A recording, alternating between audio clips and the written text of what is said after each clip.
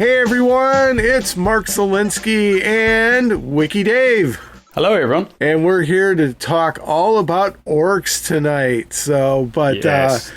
Yeah, I'm looking forward to it. And a lot of green stuff, and with the rumors of the Orcs possibly getting folded in somewhere or something like that, I really want to give the green guys their proper due here, and in my case, make an argument on why they should stay. But I don't know about you, Dave.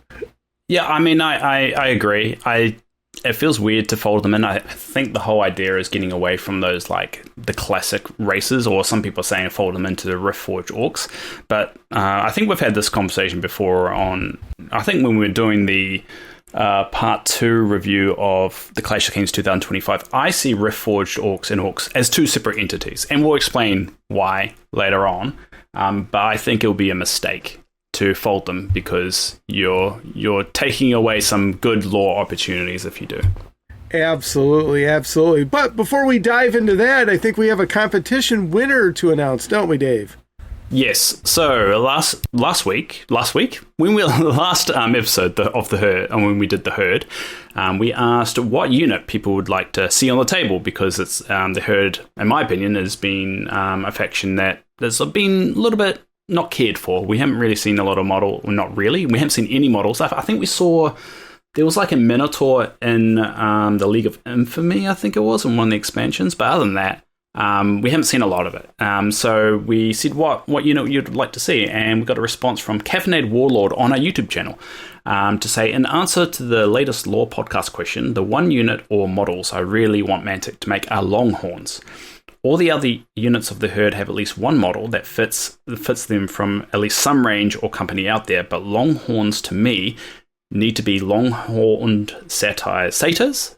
Longhorn satyrs with a regal visage. I can't really pronounce words. These guys are the elite elders of the herd. Currently, there's GW's Bestigor? I say Bestigor. Bestigor, there you go. But these are a bit too chaos infused and too angry looking, which I 100% agree. I think that's the problem with the GW Beastmen or ones along those lines. They look too angry, too dark. And I feel like the herd is a little bit more, I don't want to say cartoony, but a little bit brighter, upbeat, because they're the ones that have been saved. So they're actually a lot more brighter, more on the good side of good. But he says they're also not available. I don't know what it meant at the end, but ultimately Caffeinated Warlord wins it. And yeah, he makes a very good point. I think that's another, and I think we made the argument in the last episode, is the herd is the opportunity to really show some really unique models that no other company can really match at the moment. What do you think there, Mark? Well, this was my guess for the Mystery Third Army we never saw last year, or this year, actually. I've already turned the page on 2024, but I was really excited for getting a couple of plastic frames for this one. And, for me, Longhorns, I agree with them. In my mind, I use the GW Beastmen models, so Bestigors are fine. But that's what I use. They've got the long horns sweeping over the top of their head. And yeah, they look angry in the GW sculpts because, well, they're bad guys. So, I mean, and that's the one thing in Kings of War, like you said, they're the saved. They're kind of, well, the neutral guys, but, the good guys, so to speak. So they're not all chaos god infused and everything else like that. So there is a little disconnect with that carryover army. But again, mantifying, what they are, that's what you get. So, I mean, that was kind of the analog for them. But, yeah, I'd be really happy to see a herd army. So, again, yeah, me too. The rumors are that it's going potentially away, too, which I really disagree with. But, I just think it's a unique army, and I think that it's just got some differences to it that, need to be celebrated to a certain extent. So.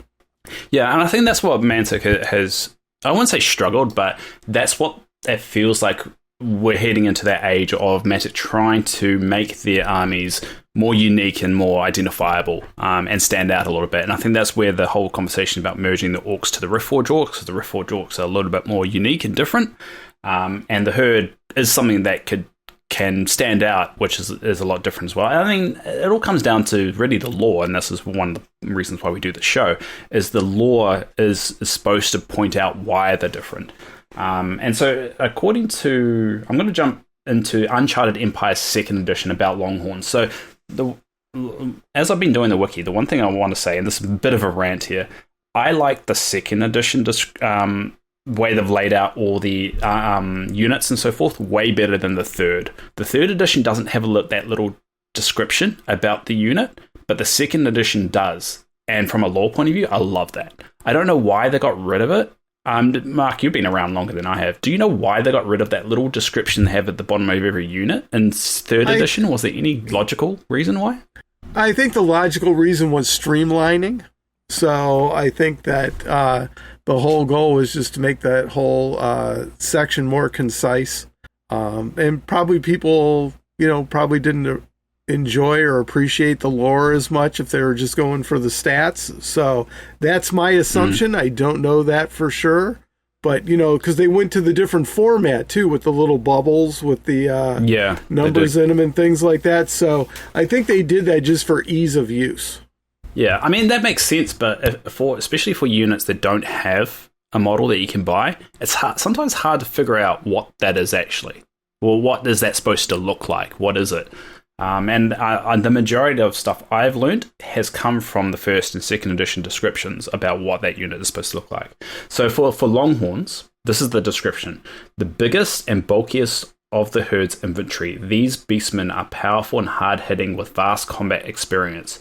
Before leading the herd into battle, the shamans will bless their arms and armor during solemn and ancient rituals. So it makes me think that, and satyrs are mentioned in other profiles as well, so it's not saying that these are satyrs, but it's also indicating they are bigger than everything else. So they could be just bigger forms of satyrs or just something unique in that way. And that just gives you a better visual idea of what they could actually look like on the table.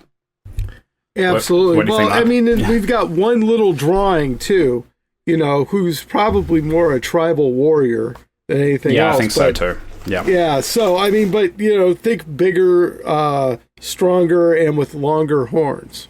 It's like axe and more axes we'll get into later today. So, yeah. And I mean, that's the tribal warrior and then the longhorns. So, exactly. And it's just the opportunity of how do you make those units different? And the fact of there is no other really alternative out there. This is an opportunity screaming at you, just to get on the table.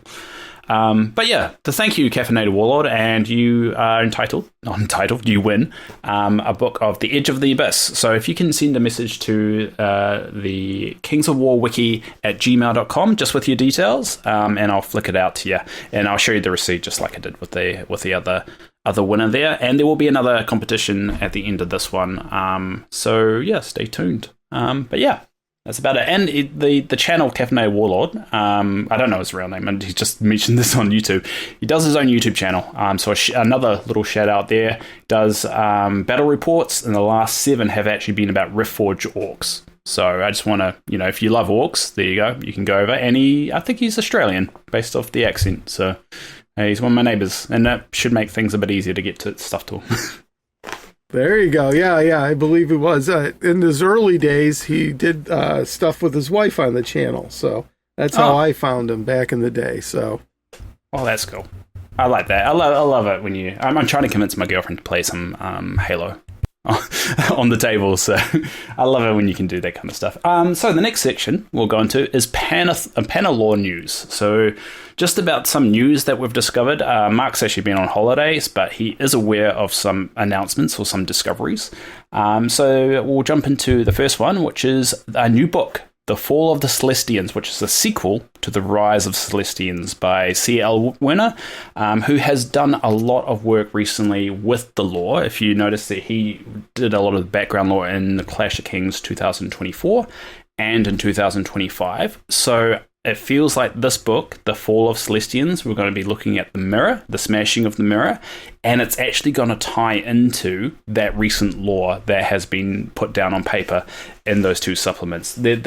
the smashing of the mirror has changed in terms of what actually happened from when they first initially described it in the Green Book to what it is actually is now. So it's going to be really exciting to actually see that fleshed out in a novel form.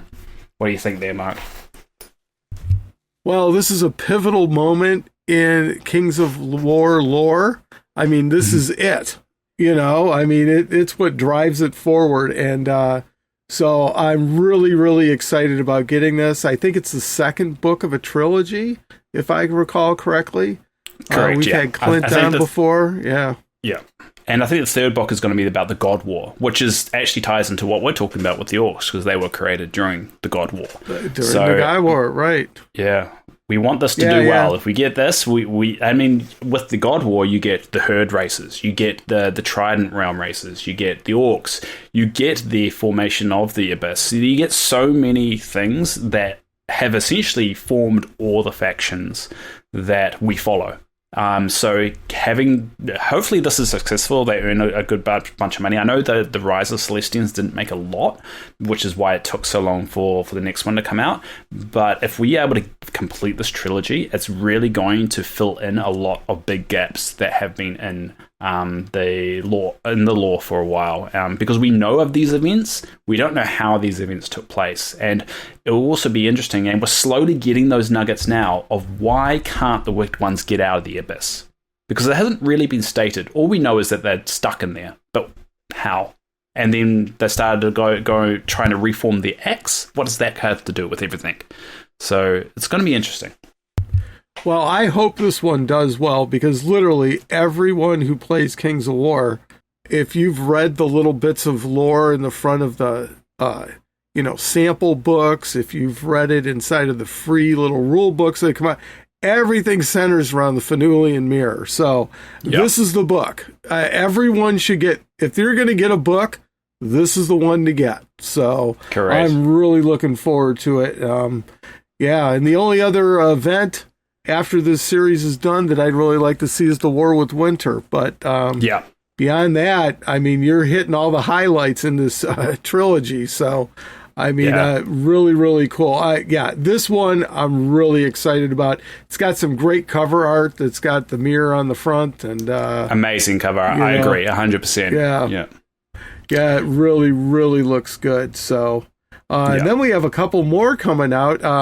Wing to Sar ran a Black Friday sale, and so reminder for next year, folks, if you're into the novels and stuff, sit on the Black Friday sale there at Wing to Sar, and I picked up 6 books this year, so I've bought so many books this 3 year. more, so yeah.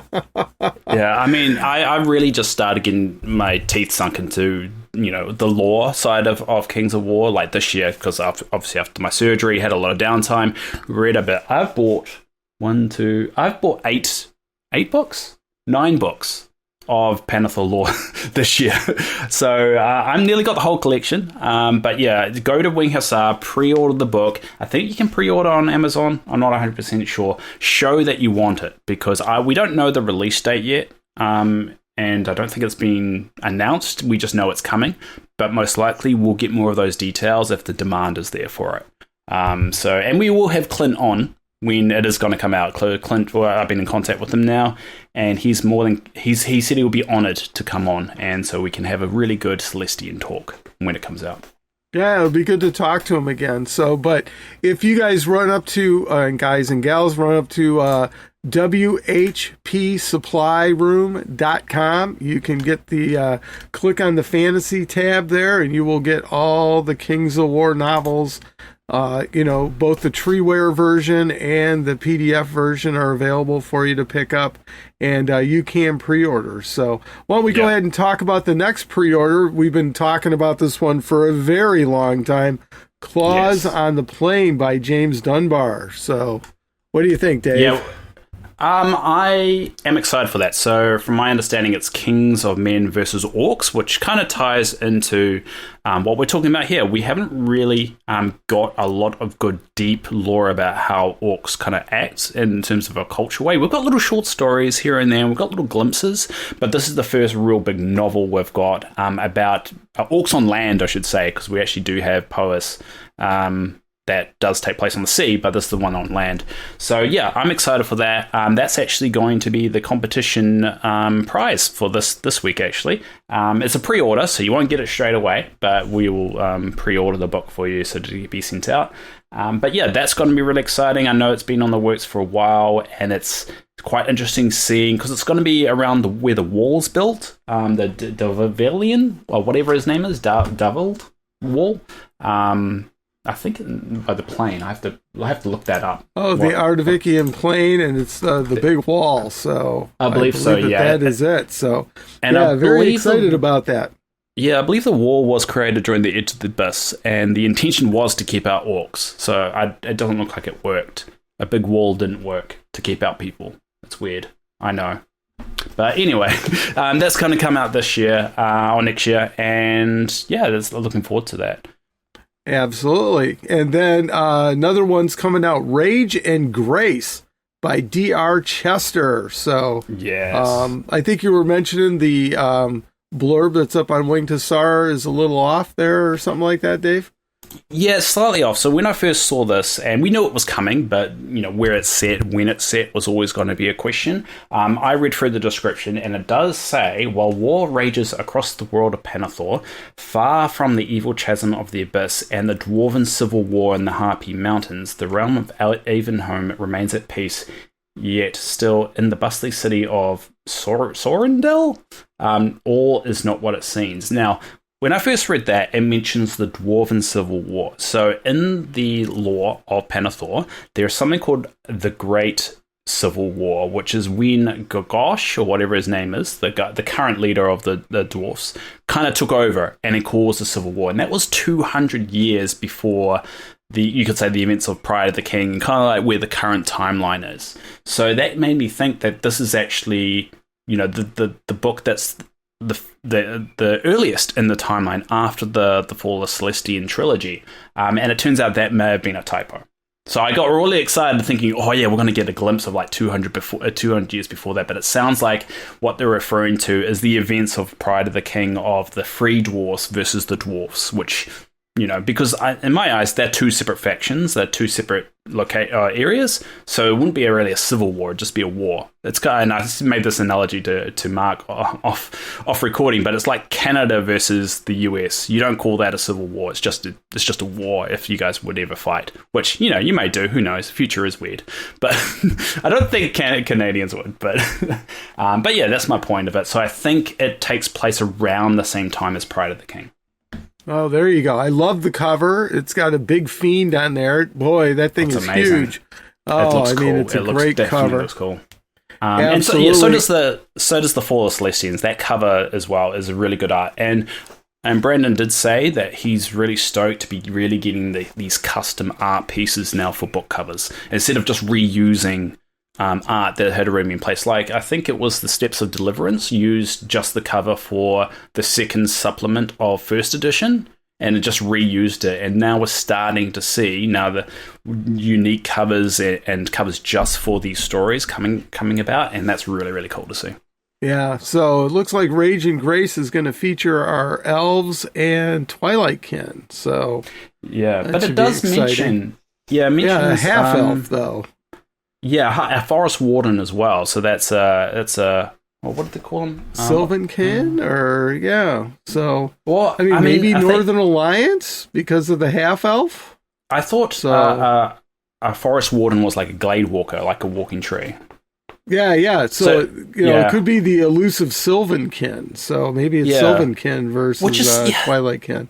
Which, again, isn't one of those areas that we just don't have a lot of lore on. Yes, we got them in Rise of the Celestians. We've got, existed at that time. They were defined as separate elves at the time, and that was, 3,000 years ago.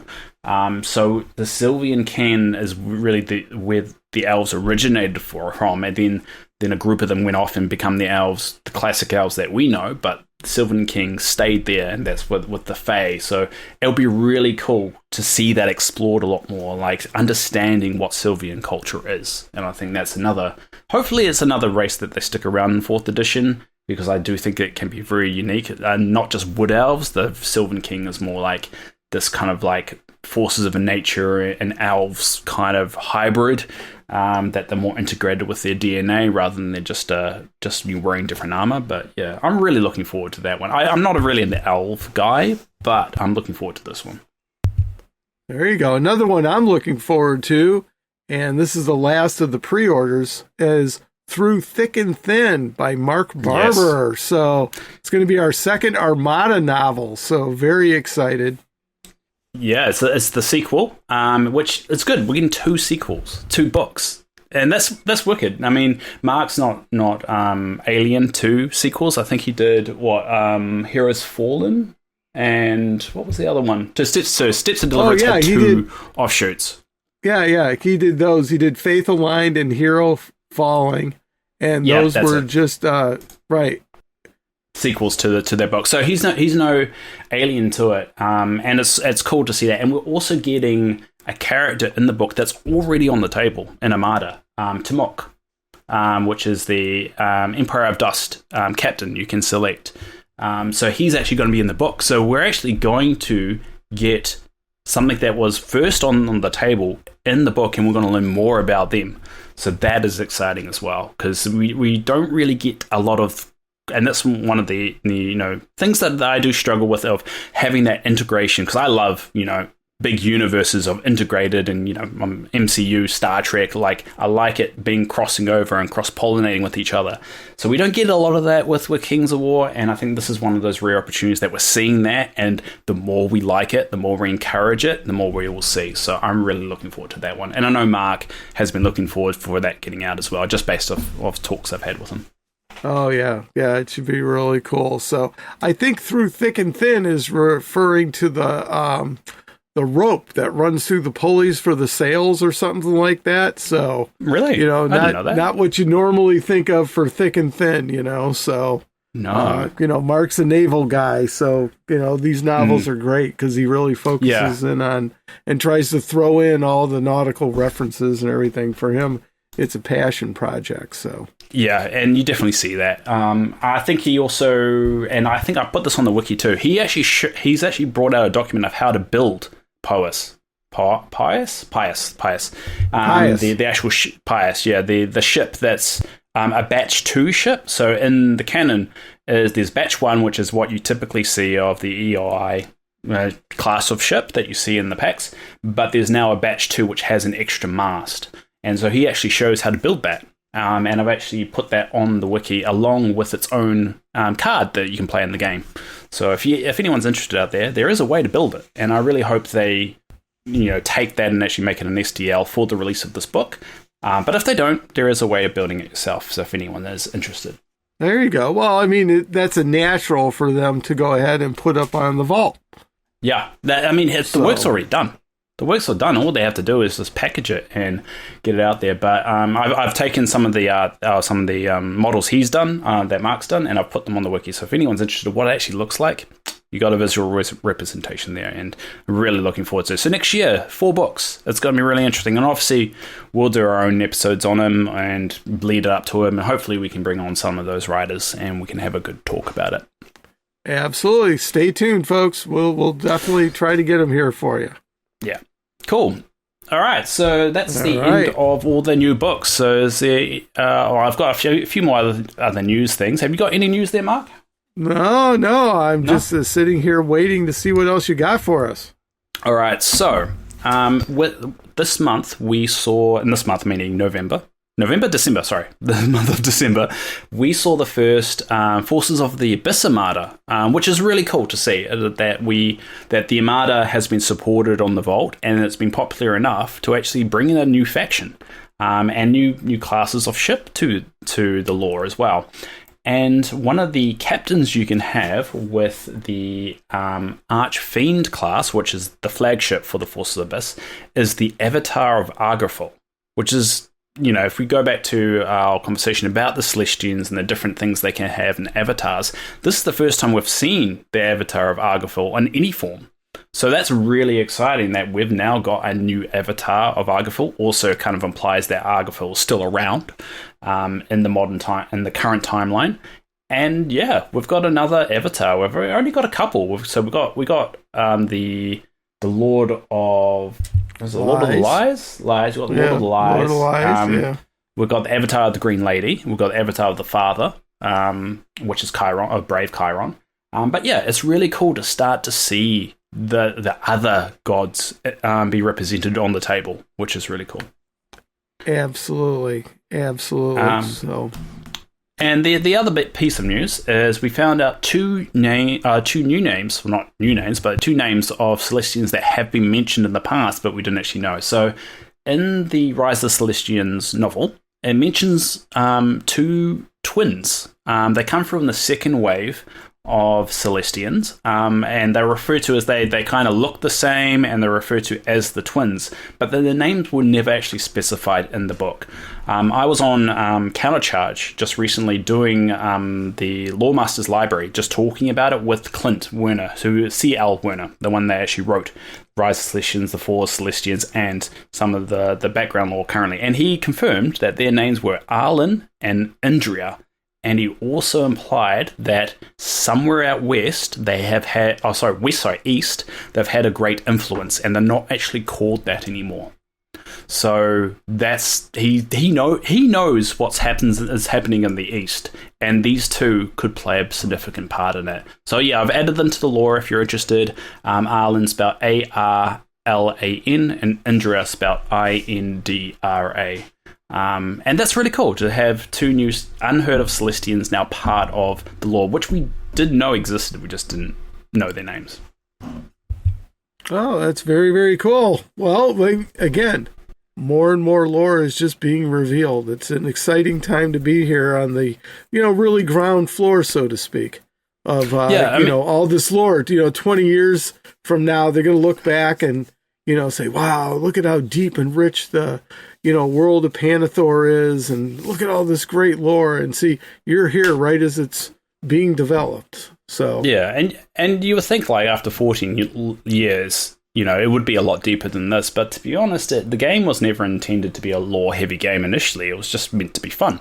And then things have just been added and subtracted, and now we're reaching a point of people enjoy the game for the lore, and there's a lot of people that enjoy the game for the game itself. And I think it's a hard balancing act to get right.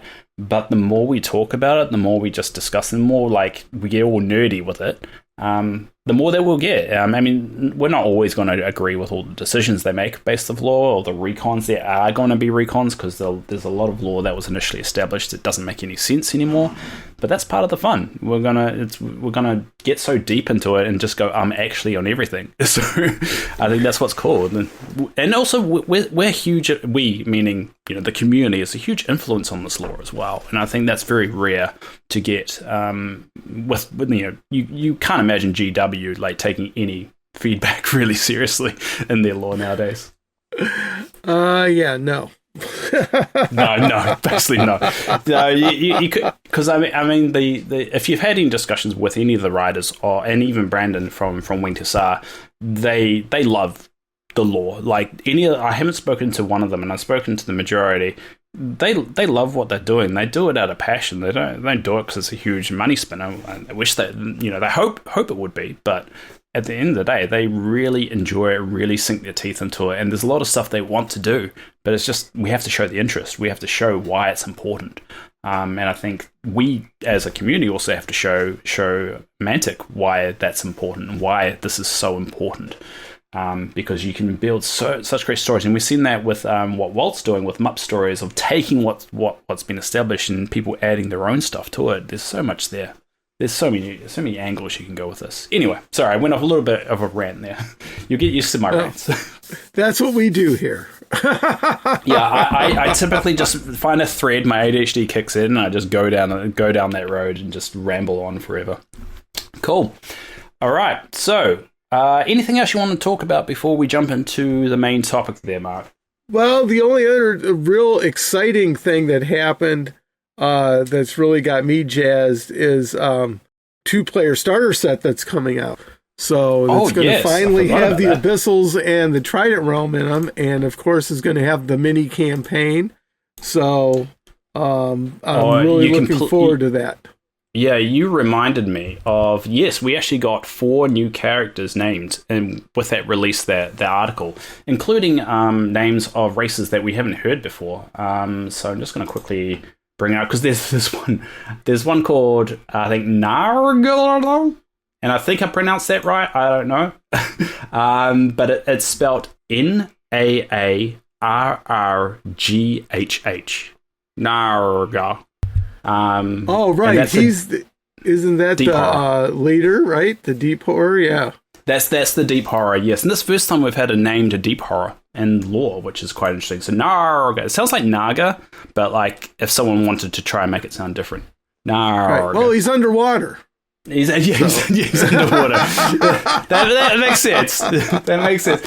His real name is like Nigel, but he can't say it right, so it's just Narg. Yeah, it's Naga, but with all the bubbles and everything else. So. Yeah, exactly.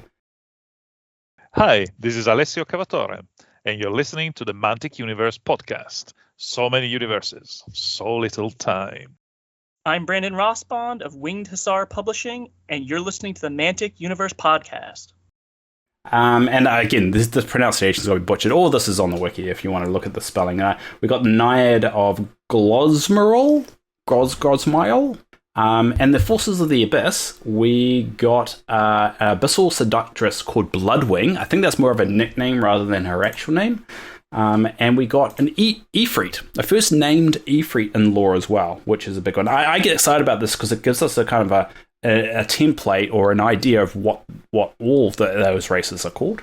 So the Ifrit's called Tu-Lor-Gar. So T-U, then a comma, then it's apostrophe, L-O-R, then apostrophe G-A-R. So Tu-Lor-Gar. There you go. And they'll mention this is a battle for the Coral Gate. So, correct, Battle for the Coral Gate, very excited about it. I've already pre-ordered it. And, I was a good guy. I held off on buying my Abyssal models just for this set. I didn't survive long enough because I got too good of a deal at Origins and picked up my Trident Realms already. So, I'll get some duplicates there. But, I don't have a Depth Horror, so I'm very, very excited about that. So... Yeah, and I mean I'm interested in the booklet. The booklet is one of those uncut gems, or whatever you say.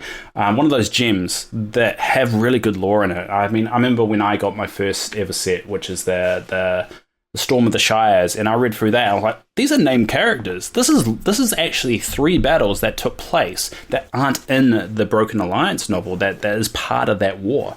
And so I'll be really interested in what's in this booklet, because the description that they put on the article on their website mentions 4 characters, but in the actual box itself, only 2 of them are there. So it'll be interesting what that booklet actually gives us, because that's the closest thing to narrative scenarios that we get from Mantic, is those little booklets that we get in these box sets, because it gives a narrative scenario and it tells you, if you win the first battle or the second battle, you win all 3 of them. So it's from a narrative point of view, it's really great. I really wish they give people the ability to get those booklets on themselves, because I would buy just the booklet.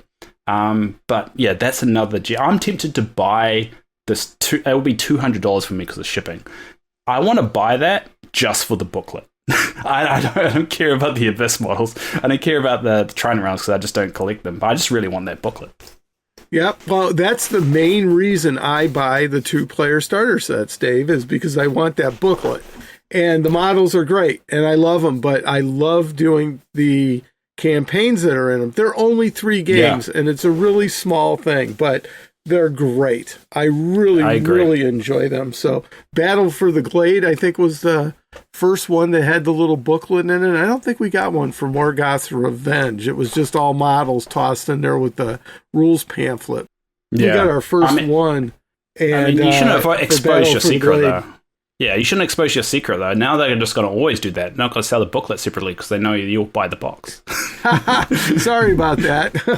Damn it. But yeah, I think there's a big opportunity, though, for Mantic to just go, hey, do you guys want all this stuff? Yes, we're going to just collect them all together and sell it as like a PDF or as a little supplement. There you go. And speaking of narrative campaigns and stuff like that, I've got to give a shout out to Tom Annis. He did a Deepwater Crusade narrative scenarios pack that he put up on the Kings of War Fanatics page on Facebook. He did the post on December 6th, so you can try to look it up. But he did a really nice thing for the Deepwater Crusade. And yeah, he put together some scenarios in there, and they're fun. I mean, from that standpoint, I think it was great. Kind of feels like that. There's 8 scenarios in there. It's got a little bit of narrative to it, and, with the setup and stuff like that. And really cool. I really appreciate him doing this, and it just shows you that we're starting to get more and more, or the start of, the start of the narrative coming from the community. So big shout out to Tom Annis. Thanks for the scenarios, Tom. I'm definitely going to be playing them as soon as I get my 2-player starter set. So. I need to look that up. That's new to me. I didn't know that he posted that. Because, I didn't see it in the Penna Law Facebook group, so I normally only look in there. Because the Kings of War Fanatics one gets a little bit too popular for me, and I get so many posts there, sometimes I miss them. But that's really cool. Well, it's there good. You go. It's good. Yeah. Go ahead, Mark. Check it out. It was posted December 6th, and there's a PDF attached to the post. So you can just download it right there. Super cool. Wicked. That's really cool to see. And it also shows Mantic, this is in demand. You should do it. Cool. All right, I think that covers everything for the news. So if you got any comments of the news, or if you want to have your own input, send an email to kingsofwarwiki@gmail.com, or join the Discord or Facebook group, because we're always there, and the more people contribute, the more we can actually make these episodes better. Well, we're still going to try and make them better. It just helps that. Well, speaking of Wicked, it is time to get into our main topic tonight. So. All right, so orcs. Orcs, man. Wicked, they're orcs. Wicked's hot right now in the movie theater. Big and green and mean, right? Well, these are our big green and mean guys here. So, go orcs. I don't know how you managed to segue like a musical into this topic, but good job. But to the orcs. So what we're going to do is really talk less about, everyone knows orcs, but more kind of what makes them unique, what makes them a little bit different. Because everyone really knows the stereotypical orc, but they're definitely not GW orcs or Lord of the Rings orcs. They're orcs in this universe were created by the wicked ones. So during the God War, if you are reminded, we've got the Celestians, the Mirror Smashers, you got the wicked ones and the shining ones, and then they begin fighting each other. And from the wicked side of things, they didn't have humans, they didn't have elves, they didn't have dwarfs on their side. So they needed races to fight the battles. Now they did have abyssals, but they needed more. And so to do that, Garkin the Black, which is the wicked one of Balkan, he spent 900 days using, now it's a little bit vague of what he used, but it implies like humans and different creatures around Panathor, and created the orc after 900 days. Now, whether 900 days is 2 years, who knows? No one actually knows how long a year is in Panathor yet. That's not really been established. I'm assuming it's at least a year. But he spent a lot of time creating this wicked form of maybe humans, and it's kind of implied they are just offcuts of humans. But essentially, he spent 900 days creating the orc. Right, and they're kind of offcuts of everything. So not just wicked races, even the good races, because, even the good races, each individual harbors a little bit of bad in them. So...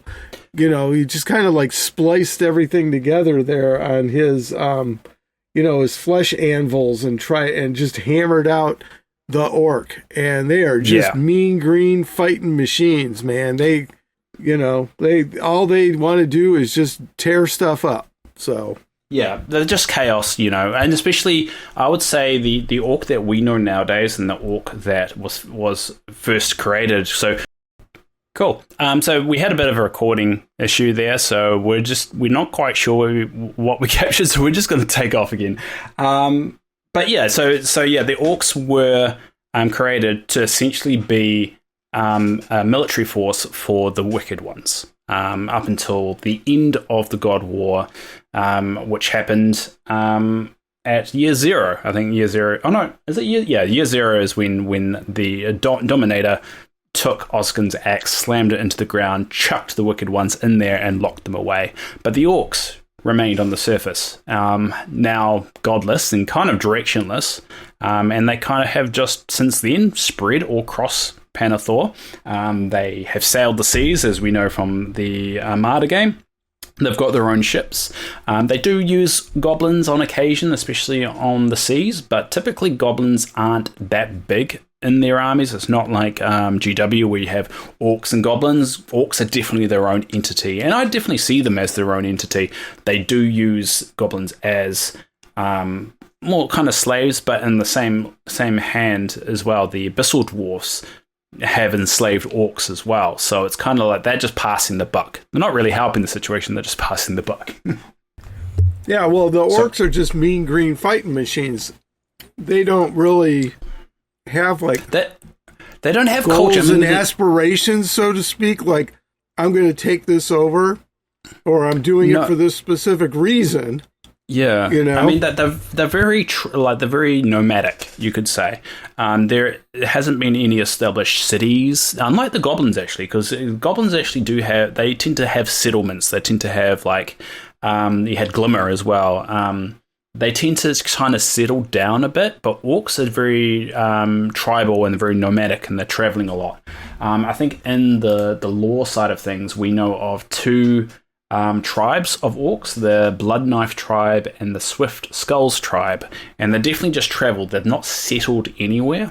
And so taking account, it's been about 3,800 years from when that event of year zero happened, when the Wicked Ones got locked away, to now. So they've had the opportunity to kind of settle, become a lot more structured as a faction, you could say, or as a community, but they haven't. They've continued to infight. They've continued to be a little bit nomadic, and as a result, they've spread everywhere. And it's implied they've gone across the seas to islands that we don't know. So they could have been more civilized, you could say, or structured orcs somewhere else in Panathor.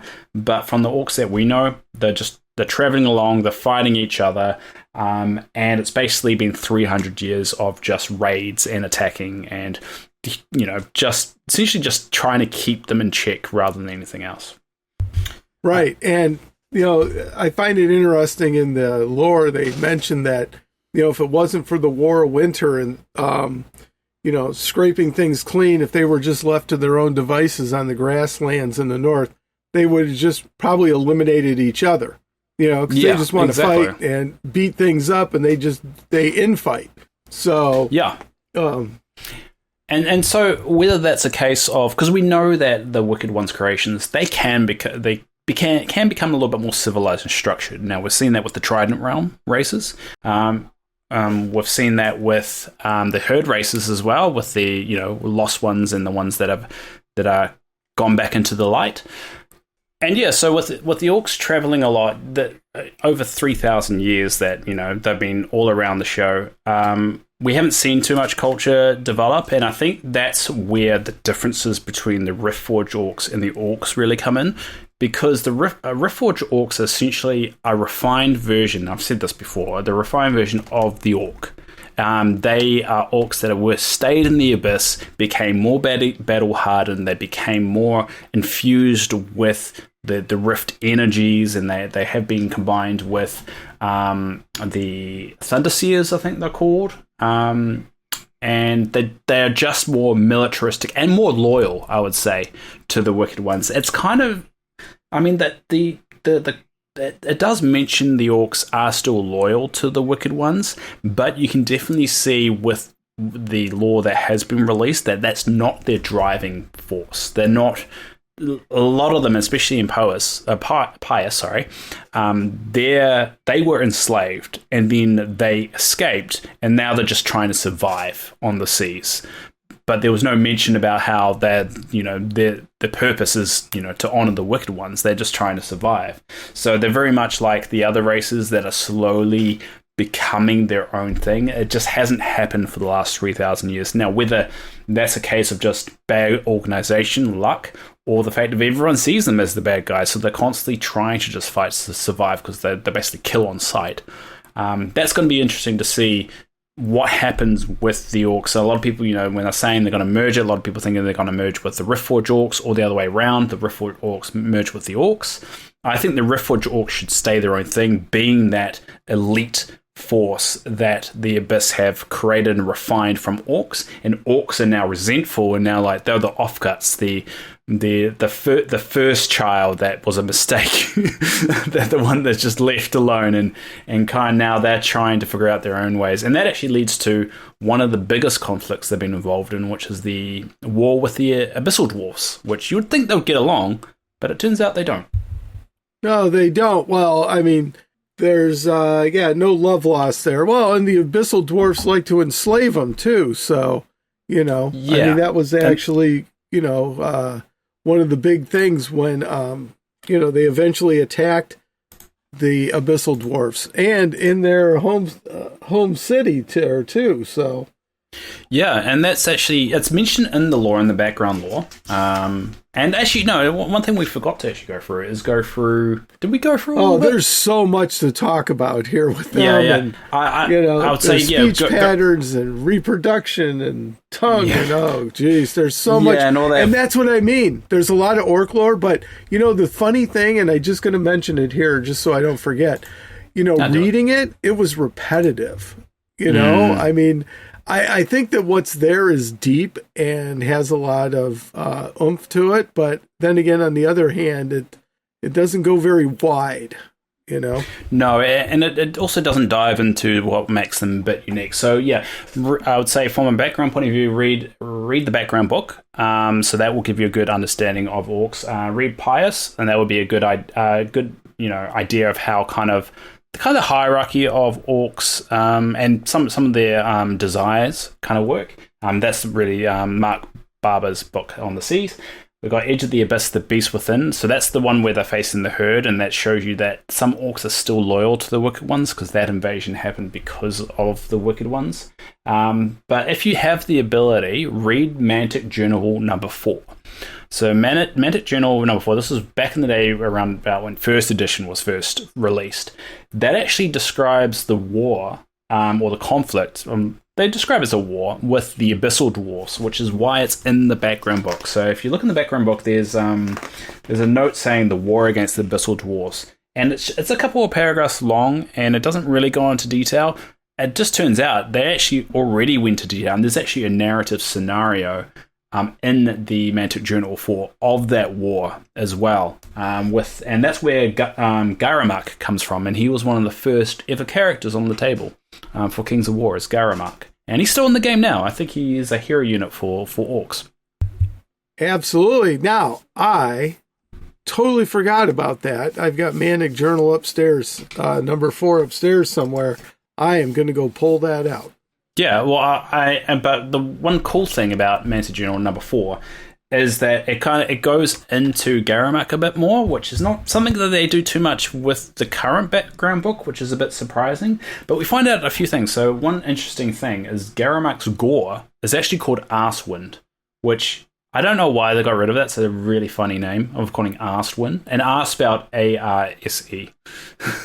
So, and Gors aren't really named, and it's interesting because that actually gives us a better understanding about Orcs in a sense, because they're naming their own pets, naming their own animals. So that's another aspect to Orc culture, that they do have some kind of care or some kind of affection for the critters they keep around. Another thing that was mentioned in Mantic Journal 4, now keep in mind, all this information that I'm telling you right now, keep with an asterisk, because it could recon by this point, because this was like 15 years ago or something like that. There is a species that the Orcs keep called Vargen, so Vargen. Vargen, yeah. It's an unknown species, and it doesn't really elaborate what they are, other than the fact that the Orcs have them. So whether it's a mount, whether it's something else, I don't know whether that was just what they called Gores to begin with. But yeah, it's another random species name that was mentioned one time that could never be mentioned again. So going into the history of Orcs, really the war with the Abyssal Dwarfs are the only major war they've been involved with since the God War. Other than that, they've been traveling a lot around, making raids, harassing Orcs, harassing humans, mainly in the successor kingdoms, and that's why the big wall was built. And that's about it. Now, whether we see more of that development later on, they become, more united, who knows? But at the moment, they're kind of just a race running around, ravaging everything. And I think we're not really going to see any major developments of Orcs until 4th edition. Well, I'm just hoping they're around in 4th edition from everything that I know we keep bringing this up, but I really, really, really feel that they need to stick around and be their own distinct entity. So, I mean, I to be honest, every faction can be justified. Probably Ratkin Slaves is the one faction, and that's actually going to be one of our topics that we're going to come up in the next few months that we're going to talk about, is Ratkin Slaves being a little bit more defined, because reading Honor's Price and reading Pride of the King, I definitely see Abyssal Dwarfs and Ratkin Slaves a little bit differently from each other, mainly because of the slave aspect of it, because I can see Ratkin Slaves moving more, being Abyssal Dwarfs, using Ratkin, Orcs, and other races they enslaved to make their own creations and kind of experiment a bit, which we see quite a lot in Honor's Price, is the Abyssal Dwarfs experimenting and making their own races. And that's how the Ratkin were created, is Abyssal Dwarfs playing God. And I can see the Abyssal Dwarfs being, honoring the Wicked One of Agrafil, whatever her name is, and going, we want to be like the Wicked One, so let's create our own races. So I think that's the only race I can say right now, or only faction I can say right now you could get rid of, but you shouldn't, because you can really make that the henchman kind of faction of the Abyssal Dwarfs, who are the henchman faction of the Forces of the Abyss. So you can really make that faction be a weird kind of hybrid Ratkin, monstrosity kind of thing. You can really play around with some of those looks of those models. But again, Mantic would have to invest into making those, but I can really see the separation there. But no faction deserves to be taken away from a lore point of view. Whether from a gameplay point of view, I know that's the reason why a lot of people want to take them away. Yeah, exactly. So, but, I think about it too. I'd adjust the list a bit too to make it a little more furry. I think now you can put together basically an Abyssal Dwarf list and just call it Ratkin Slaves. So.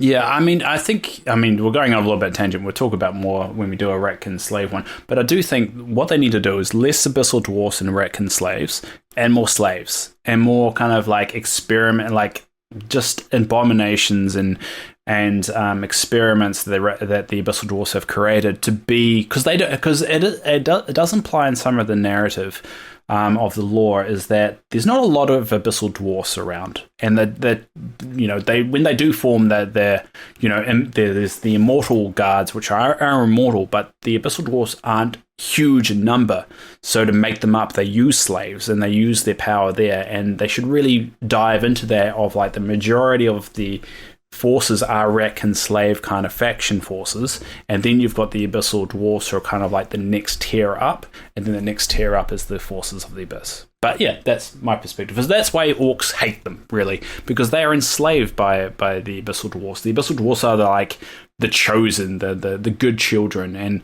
and the Orcs are just taken in by the Abyssal Dwarfs, made them the slaves, and just whipped them and just made them fight for them. And that's where the war came from, and that's why they conflict. So even though, deep down both factions support the Wicked Ones, because the Wicked Ones aren't on the surface whipping these guys into shape and telling them what to do, really, without passive-aggressive and subtle messaging. They're fighting each other, and there's not really a lot of connection between the two. Right. Well, I mean, they're unpredictable and destructive, I mean, that's not the abyssal dwarf way, so to speak. They're, no. I guess, more lawful evil as opposed to chaotic evil, so. Yeah. And according to lore... Yeah, I like that. This was good. I think from a lore point of view, the Orcs kicked their ass as well. So the Abyssal Dwarfs haven't won a lot. The only thing they really won was when they kicked the Free Dwarfs out. And that's pretty much the only time they've really ever won. With this particular war, eventually Winter got in the way, and Winter the Wicked One Winter. Winter as in the season, just making them cold, and they kind of lost momentum. That's the only reason why they didn't end up wiping out as many as they probably could have. But that's the only real big lore dump that we have. We will obviously get another one when Claws of the Plane come out. I would love to see Mantic come back with the war with the Abyssal Dwarfs and flesh that out a little bit more, because in the journal it really only speaks of one battle, but there's clearly a lot more story to tell there. And it'll be interesting for just the development of what's the Orcs' relationship with the Wicked Ones now, because I mean it's been 3,800 years, and now you've got the Riftforged Orcs coming out, kind of being the the good child, the show-off child, the child that the parents look at and go, that's the child I've always wanted, and now the Orcs are just forgotten about. So there is a potential what's going to be the relationship going forward. So if they merge them, we don't really get that story, but if you keep them apart, we might see the Orcs becoming the good thing. I've always said Orcs could be good, because the Orcs are just like the Herd species and Trident Realm species. They could become a more neutral faction, and we could see, just like the Dwarfs are, you get an evil, good kind of way. We could see another offcut of Orcs, which are more on the positive side of it. So that's my perspective anyway.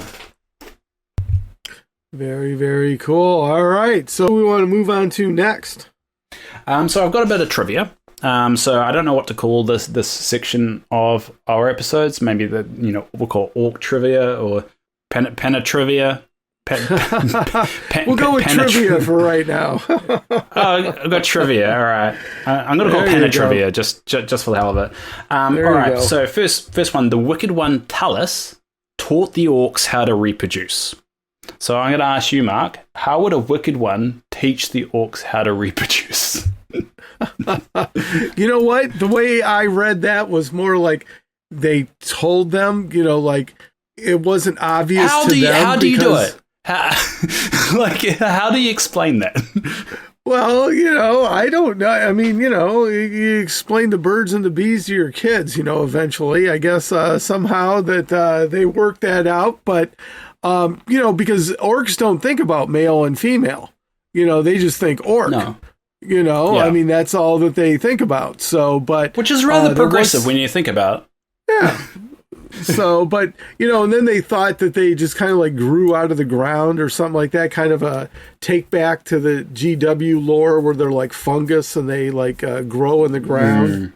And then there's also the speculation that the snotlings are actually just immature orcs running around.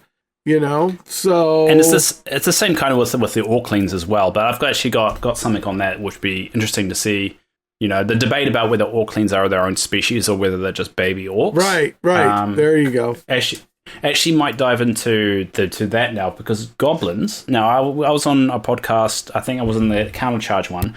When they were doing the Ascent of the Goblin King, and it was said by Rob Berman, who actually used to work for Mantic. He did have a lore explanation of how goblins reproduce, and goblins are just an offcut to the experiments of Garkin, because Garkin made the orcs, and so they also made the goblins as a kind of like an offshoot. Now, how much what I'm about to say is actually related to orcs is up for interpretation, but basically goblins, when they're young, are called goblings. So it's kind of like orclings, but goblings. They come from underground spawning pools and slowly creep through tunnels to the surface. Once they get there, they tend to band together as a swarm, of hundreds of other goblins for survival in the wilderness, with goblins slowly dying off by rogue Morbeasts, getting separated from the ground or internal disagreements. So they pretty much all slowly die off. As they mature, they develop the basic goblin language, which seems to be hard-coded into their development, and discover it naturally. And once they mature, they are drawn back to the cave of origin. There they would be integrated into the tribe, eventually forgetting other goblins they grew up with. Now that's the goblin, reproduction side of it. But with orcs, it's never really stated. The only things we know is that they didn't know how to do it. And then the Talus, the wicked one of Hermes, or whatever, he's in Rise of the Celestians. He taught them, because he's like a god of mischief, and he's like a Loki, and he's like, oh, this will be funny. He taught them how to reproduce, and we also know there is a swarm unit called Orclings as well. So there is a chance that the reproduction is very similar to goblins, and it does kind of make sense, but whether they have the same kind of the way they grew up of like just being chucked into the wilderness, not really knowing where they go, and they have that hard-coded to go back to their cave. That's a little bit unknown because orcs are more nomadic. They don't have caves or more established entities like goblins, because goblins kind of settle a little bit more. Hey everybody, this is Mike Rossi, Winged Hussar's second best dwarf author, and you're listening to the Mantic Universe Podcast. The Mantic Universe Podcast. So much universe, so little time. So yeah, that's kind of that. What do you think of all that, Mark?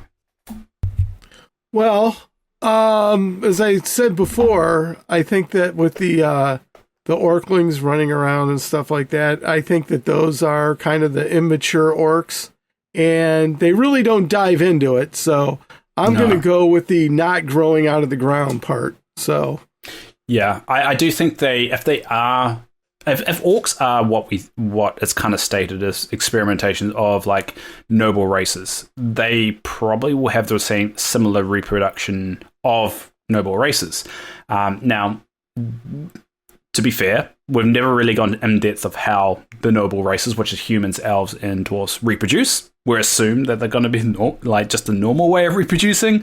I don't think Mantic will ever give us a sex ed class on it, all that, but if we assume that they've done it in a similar way, yeah, orclings are kind of just conceived and probably just travel with the tribe rather than just be dumped and then naturally kind of follow back to the tribe. So I think the debate about whether orclings are separate race is kind of squashed a little bit by that, but I mean, we could be wrong, but I do think orclings are baby orcs that just travel with the tribe, and they slowly kind of just grow up at probably a very rapid rate. Well, and part of it too is, maybe in the beginning, Garkon didn't give them the ability to do that, and then who was the wicked one who told them about Talus. Reproducing? Talus. Yeah, maybe he gifted them the ability to do that.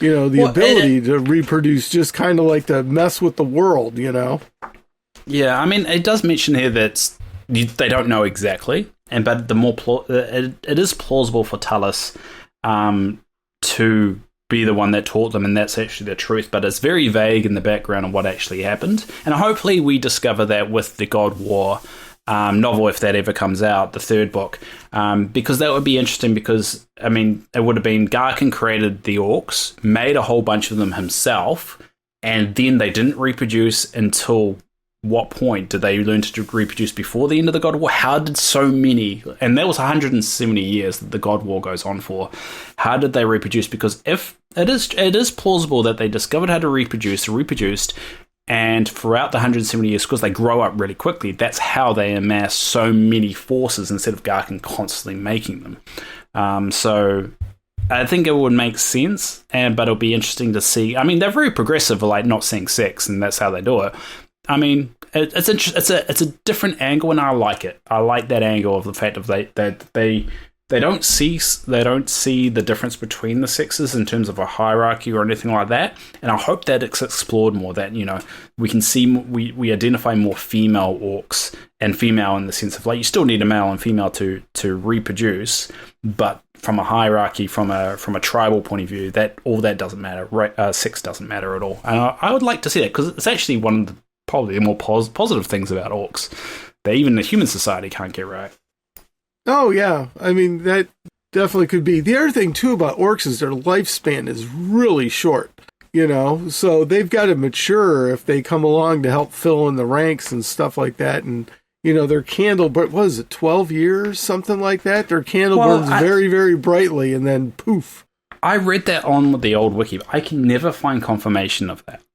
I can't find any lore confirmation of how long they'll live for, other than someone on one of the pages on the wiki that existed before I got there said it was only 12 years, but I can't find anything that actually backs that up.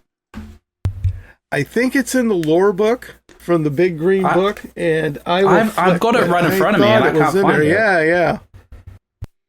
So, I mean, for we know, that could be wrong, and so they could actually live a bit longer, or it could be the fact a lot of the lore is written in a way of like it's vague. Like this could be the explanation, not it actually is. So we see that with when they were talking about the reproduction of orcs.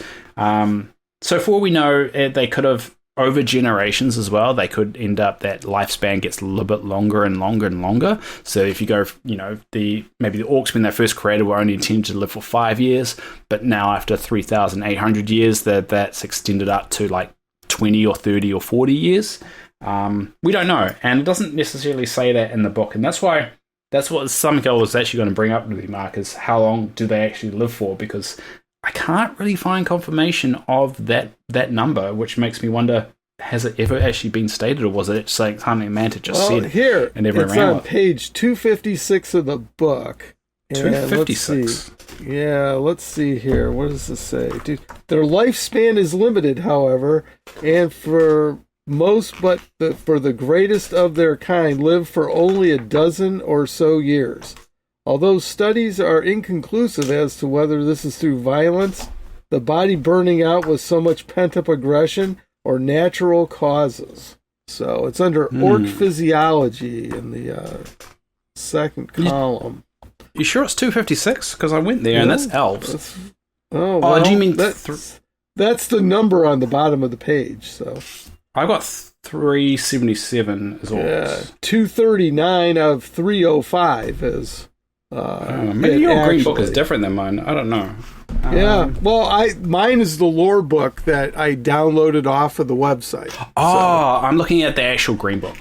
Yeah. Okay. Okay, interesting. Maybe I missed that. The page number at the bottom of the page is 256, so it's probably that from the green book, I'm going to bet. So. All right. And actually, I got to admit, I never got a hard copy of the green book. Really? I would have thought anyone you would have.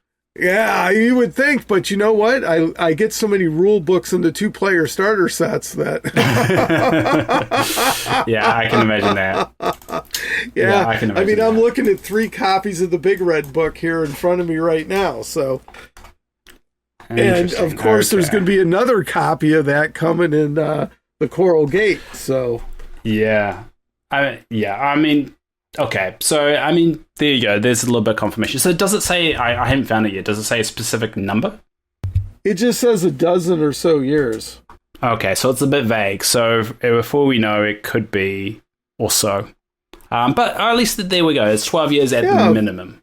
Right, but see, that's except for the most, for the greatest of their kind. So that's where the Crudgers, which is how they say it in orc speak, the Crudgers, speaking of which, they play a huge role in orc society. They do, yeah. They're like the generals, you could say. And they're typically more than generals. They're more like seen as chieftains of tribes and so forth, rather than just the leader of the tribes armed are forces. even kind of named after them. So correct, yeah. It's interesting to see like whether the age of the orc is just because of how just the attrition of them. Maybe they just die so quickly that everyone thinks they'll live younger when an orc is just left alone. And I think that's one of the issues they may have, because they have said on many occasions they want every year to be 10 years, which technically means that most orcs are going to be dead by a couple, like after 3 years, any named like Garamak and the lore. I mean, if that rule is still true, he technically should be dead, right? In a lore perspective, right?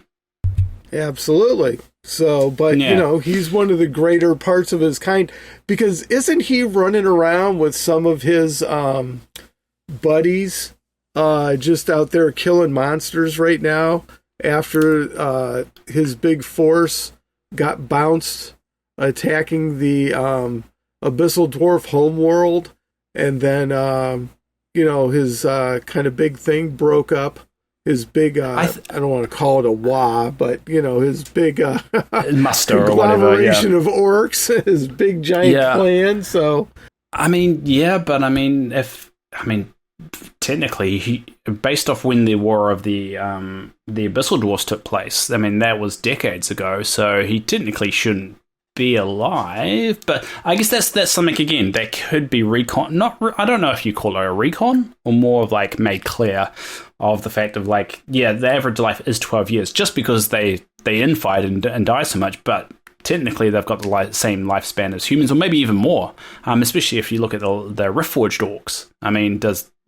Do they have the same lifespan? Do they live longer? Because keep in mind the Abyss, where all the Riftforged Orcs were staying, there's a time dilation there. So they've spent decades fighting before they were unleashed onto the mortal realms. But if they are only living for 12 years, they wouldn't be that experienced, because there's only so much experience you could earn or learn after 12 years. You wouldn't be able to pass it on for genetics. So they're just big, mean, and green. They just live to smash things and kill things. That's what they're there for. That's just how they're cooked up, and they just go out there and they're very serious about their job, and they go out there and kick some serious butt. So yeah, exactly. That's what they're there for. They just do it. So yeah. So it'd be interesting to see going forward how the culture is defined a little bit more, especially when you're looking at the life cycle of them, because I think it's going to be a little bit limiting narratively if you keep on introducing new orc characters only for them not to exist in like next year, because they only live for 12 years, because they'll be elderly with the next Clash of Kings. We'll keep going through the trivia. In the first edition, and this hasn't been mentioned since, there were actually more subspecies of orc mentioned.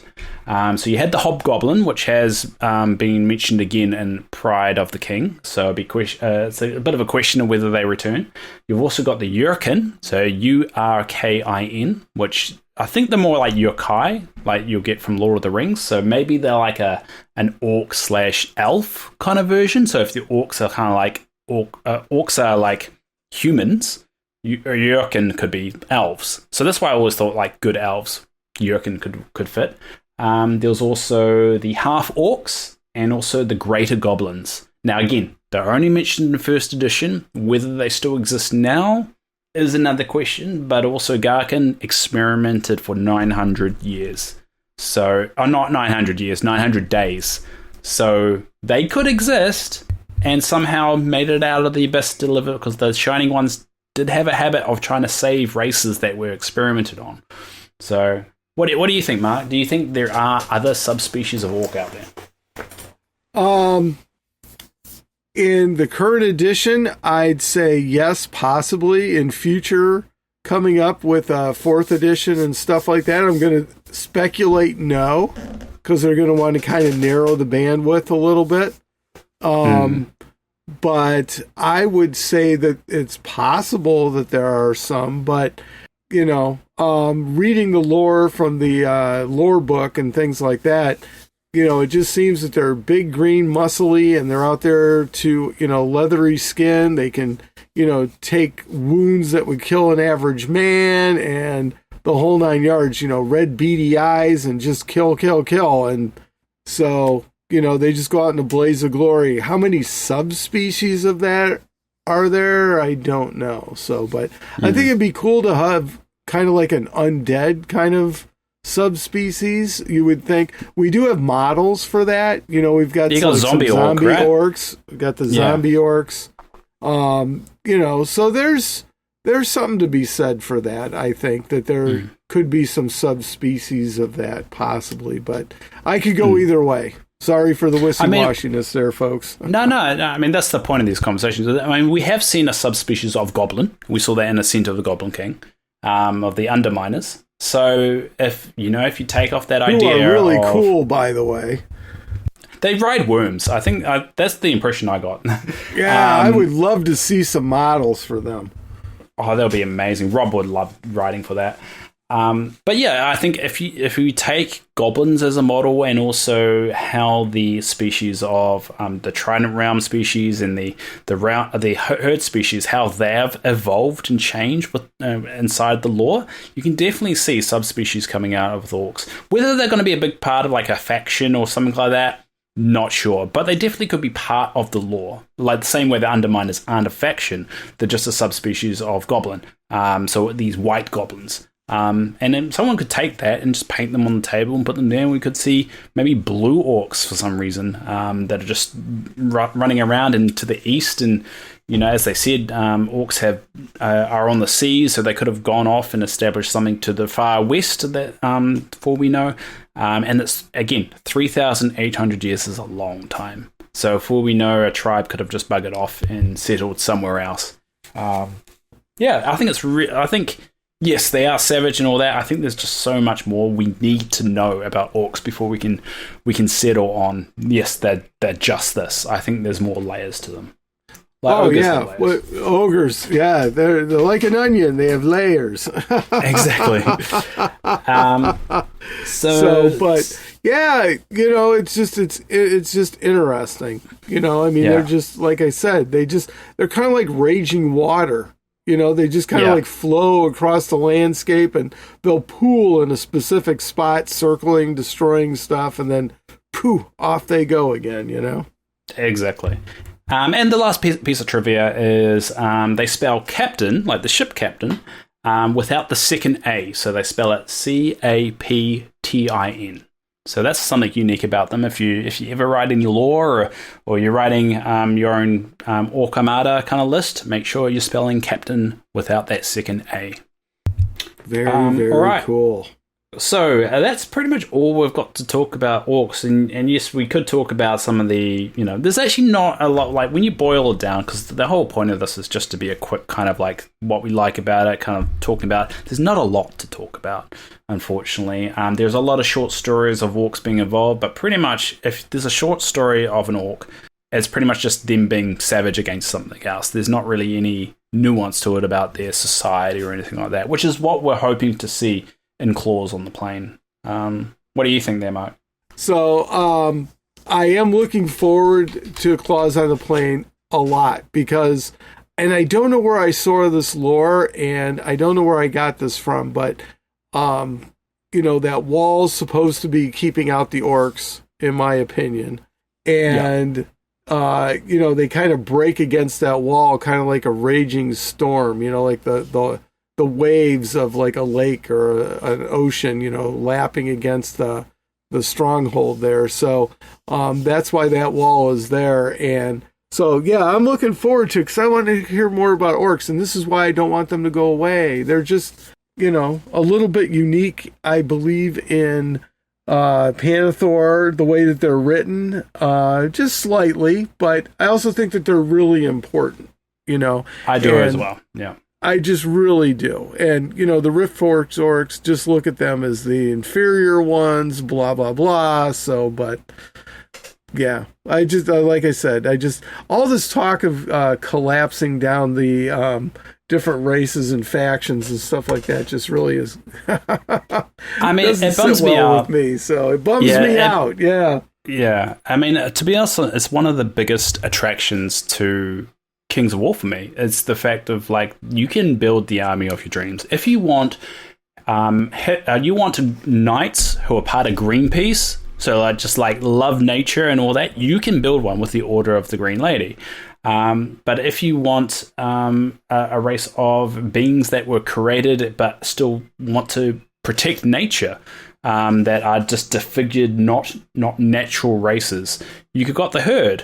If you want those goody-goody two-shoe race that thinks they're always doing the right thing and always think they're righteous, you got the Basileans. If you want dwarfs that are a little bit more kind of looser, not to the normal structure of dwarfs, they're more kind of, outdoorsy, kind of always kind of like wear less clothing, less militaristic. You got the free dwarfs.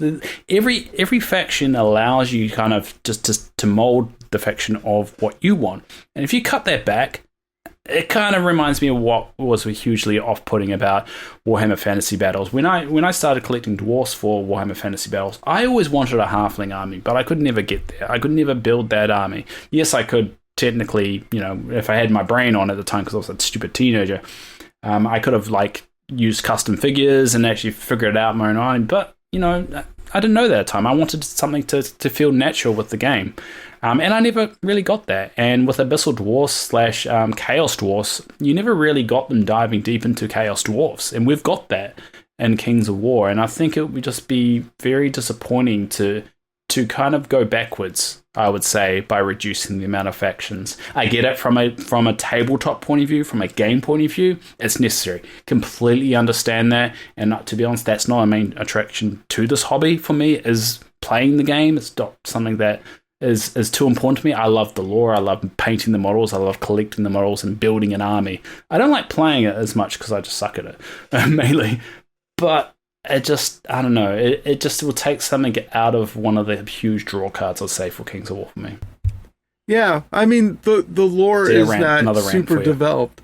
The lore might not be super developed, but it's there. And I really like it. Yeah, and I like it. And, I like its take on it. And, the old world's got, 9 factions in it, something like that. We've got 30. And, they all have their unique place in the world, as far as that goes. I think that they really did a nice job bringing out, the flavorless, so to speak, since flavor is the big word of the day. They talk about injecting flavor and everything. And that's what the theme lists were. They were flavor. So, now everybody wants more flavor. Well, Yeah. I would say, I think a lot of people that play the game want less factions, and a lot of people that don't play the game as often want the factions to either stay the same or even more of factions. But, I mean, that's getting that balance right. I think if you dismiss either side of being wrong, you're all going to lose. So you kind of have to try and make it work. I think, it'll be interesting to see what happens, and I think it'll be a massive disappointment if it happens, and it'll be interesting to see if they do reduce the factions, by how much, and also then start to question if it's reduced it quite dramatically to only maybe even 9, just like Warhammer Fantasy Battles. Then what's left? What's going to be the main draw card for the game? Because from a lore point of view, you've just cut out a lot of lore, a lot of lore opportunities. Yes, the lore doesn't go away. Those factions may still exist. Like, let's say the League of Roidana is cut out, and that's no longer an actual faction on the table, but they still exist in the lore. It's like, yeah, that's fair enough, but you're not going to see them develop. They're not going to go out of their way to develop that faction or add more to it. They're just going to be stagnant, and you take that out of the equation. I mean, what's left for nerds like me? That and then everyone's got a different experience to it, and everyone's loves the hobby for whatever. But yeah, that's pretty much my concern with that chop. Agreed. Cool. Enough about making people angry. So I guess that's really it for Orcs. So any final words on Orcs there, Mark? They're big, they're green, they got red eyes. Oh, you know what? We did not speak about the God Speakers. So, but we can do that another time. I was thinking about that eventually we could start doing deep dives on certain characters. And so God Speakers is a good one to deep dive, because you got Yorla. What's this? Lupgar the Mad. It was in the. We got Whip the Outcast. Whip the Outcast is quite interesting. I looked into that. He's got a very interesting backstory in terms of the parentage. Apparently, he's an half orc from a canon point of view. So he's a half orc, which you don't really hear a lot about. Don't really hear about a lot of half orcs. But if he is a half orc, how does that reproduction work? So I think that's right. Think in the future, half of what? What's the other half? Yeah, exactly. I mean, it is implied it is human, but whether that's actually true or not, no, who knows? But I think that's something we could deep dive on certain characters. That's what people want. If people want us to stay away from just the overall faction stuff like this, how about deep dive into one particular character? We're more than happy to do that. And I would say reach out to us on the Discord or the Facebook group or by email. Yeah. If you want us to do that. The neat thing about Whip is he's got his own model. So yeah, he's one of the rare ones that do have his own model, and I think in Kings and Legends, I think it is, it really deep dives into his lore. So we could dive into that and actually work out what Whip is. If that's what people want. So yeah, if you do want us to dive into that, as I said, we've got Discord, got Facebook group. We now have a Patreon as well for Mantic Universe Podcast. That's going to help us invest more into some of the recording. And if you notice, the recording has recently improved the last couple, because we're just putting some extra dollars into that. But it really helps if anyone is able to help us out with that, because we're not that rich. I don't know if some of the others are rich, but I'm not that rich. But also subscribe to our YouTube channel, where we're going to be posting everything, and we're nearly completely up to date with our episodes. So all our episodes are online on our YouTube channel. Yeah, that's going to be awesome. So the new stuff will be up there, and you'll be able to get it off of the usual podcast feeds as well on YouTube. And we've got some plans for some other stuff for the YouTube channel. So stay tuned to this space. Yeah, I would love to start seeing some live battles taking place and people live streaming stuff like that. Even me just spending a couple hours updating the wiki, just having a bit of a show. People can come around and talk about it. So yeah, please join it and support, and also give us feedback. I mean, the only way we can improve is to know what we have to improve. So I do encourage anyone to leave us a review if you can. On any of the podcast kind of things, because that does help boost our name out there. But also, let us know what we can do to improve, because I mean, we only know what we know, and a lot of the time, a lot of people say, we really wish you guys wouldn't do that, but we don't know that that's something you don't want us to do. So, cool. And also visit the wiki at kingsofwarwiki.com. That's the site I've been paid for, and that's up and running, and it's based off the old one, but it's got no ads, so that's an improvement. There you go. I also encourage you to visit the Kings of War forum. So Fred does a great job over there in the Kings of War forum. So go visit over there as well. Yeah, I was going to make a forum for the wiki, but then he made one. He already had the Kings of War forum, so leave it there. So shout out to Fred for the edit, because hopefully he listens to this bit of it. And the last thing is our competition. So the question, so we're going to, as I said before, the Claws of the Plane pre-order book. That's the reward this time. So the question will be, are the Riftforged Orcs different enough from the Orcs to be their own faction in 4th edition?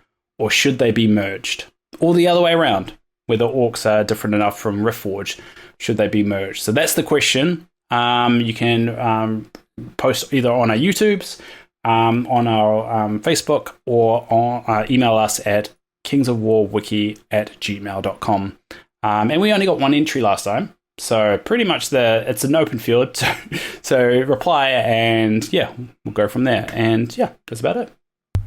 All right. Well, hey, thanks everyone for joining us on another deep dive here. And we also forgot to ask, what you guys would like us to do next time. So I think the next time we're doing kind of a year in review kind of chat and things like that. But then we're going to be working on, I think, were we talking about doing Ratkin Slaves next, right? Yeah, I think that's that. So we're going to do it, the end of year one, just talking about what we liked out of a lore point of view this year and what we're looking forward to in the future. So if you liked our conversation about what we're talking about, which factions to keep, we're probably going to do a whole episode on that. But we're going to do Ratkin Slaves, because I feel like my job is to sell it. I'm going to try and sell Ratkin Slaves as a faction to keep, and we're going to see how that goes. And I think after that, Chris has asked us to do the Trident Realms. So that's the next two we've got lined up. But to be honest, we haven't really got a lot planned. We're just going with it. So if anyone's got any ideas, the Discord, Facebook group, they're all there to suggest. Absolutely. And, if you really are very passionate about us working on another faction, just let us know, and we'll see what we can do. Exactly. So, yeah, thanks, everyone, for listening this far, if you have. All right. And until next time, everyone, take care.